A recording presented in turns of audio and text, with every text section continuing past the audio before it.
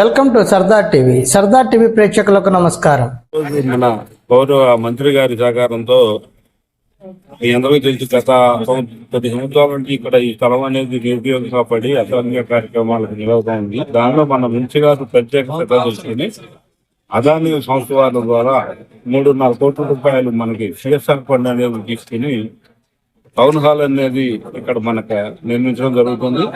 అద్దంకిపట్నం అనేది కళలకు నిలయం కాబట్టి ఇక్కడ ఒక టౌన్ హాల్ నిర్మించి దాని కళలను ప్రోత్సహించడం, అది కౌన్సిల్ వారి అనుమతి మేరకు వాటిని రేట్ ఫిక్స్ చేసి ఎంత అనేది తక్కువ రేటుకి కళలు ఇవ్వటం, అదే ఫంక్షన్ చేసుకోవడానికి కూడా మనం అనేది ఇది 2 బేసిస్ మీద ఇవ్వడానికి నిర్ణయం తీసుకున్నాం. ఈ 3.5 కోట్ల బడ్జెట్ అనేది ఒక సంవత్సరంలో ఏదైతే మనం ఈ రోజు అనుకుంటున్నామో సంవత్సరంలో కంప్లీట్ చేసి దాని వినియోగం తీసుకొచ్చేందుకు ప్రయత్నం అనేది చేయడం జరుగుతుంది.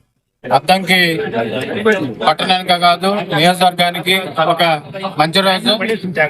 గత 66 సంవత్సరాల కిందట ఇక్కడ ఇదే స్థలం పేరిట రీడింగ్ రూమ్ పేరిట రిజిస్ట్రేషన్ చేయడం జరిగింది. అన్నాడు మహానుభావులు దాస్ మాస్టర్ గారు కానీ, సిబ్బెన మణికంఠరావు గాని, అద్దంకి హనుమంతరావు గారు కానీ, అలాగే వెలుగండ్ల వెంకటరత్న గారు కానీ, కాకాని బాబే గారు కానీ, అట్లా గోరట్ల చెన్నవేర్రావు గారు, వీళ్ళందరూ కృషి మేరకు రీడింగ్ రూమ్ పేరిట 66 సంవత్సరాల కిందట 7159 అనే నెంబర్ తో రిజిస్ట్రేషన్ జరిగింది. ఆనాటి నుంచి ఆనాటి మహానుభావులు కాపాడుకుంటూ వచ్చారు. అక్కడి నుంచి కాపాడుకుంటూ వచ్చాం ఈ స్థలాన్ని. ఈ రోజు ఈ స్థలంలో ఇక్కడ దిగ్విజయంగా ఈ కార్యక్రమం జరుగుతుందంటే ఈ స్థలాన్ని కాపాడుకుంటూ వచ్చిన మహానుభావులకు ముందుగా ధన్యవాదాలు.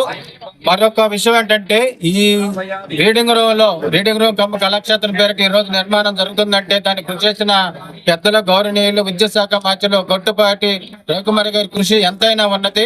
వారి కృషి మేరకు ఈ రోజు ఇక్కడ మున్సిపాలిటీ ఆధ్వర్యంలో ఇక్కడ రీడింగ్ రూమ్ కళాక్షేత్రం నిర్మాణం చేయటకు తలపెట్టాము. కాబట్టి ఇందుకు ఆనాటి నుండి ఈనాటి వరకు కూడా కృషి చేస్తున్న ప్రతి ఒక్కరికి ధన్యవాదాలు తెలియజేస్తూ, ఇక్కడ బడుగు బలహీన వర్గాలు ఎంతో మంది ముస్లిం మైనార్టీలు ఉన్నారు. వారందరి చిన్న చిన్న ప్రోగ్రాం కోసం కళాకారులు, సాహిత్య సాంస్కృతిక సేవా సంస్థల రంగాల బాధ్యుల కార్యక్రమాల కోసం ఈ నిర్మాణం 3,30,00,000తో మినిస్టర్ గారు దీనికి ఫండ్ సేకరించి ఓకే చేస్తున్నారు. కాబట్టి అందరి తరఫున ముందుగా రవికుమార్ గారికి ధన్యవాదాలు. అలాగే మున్సిపాలిటీ తరఫున దీన్ని భవిష్యత్తులో ఇంకా అభివృద్ధి చేయాలని, ప్రజలందరికీ ఉపయోగపడే విధంగా దీన్ని తీర్చిదిద్దాలని అద్దంకి పట్టణ సాహిత్య సాంస్కృతిక సంస్థలు కోరుతున్నాయి.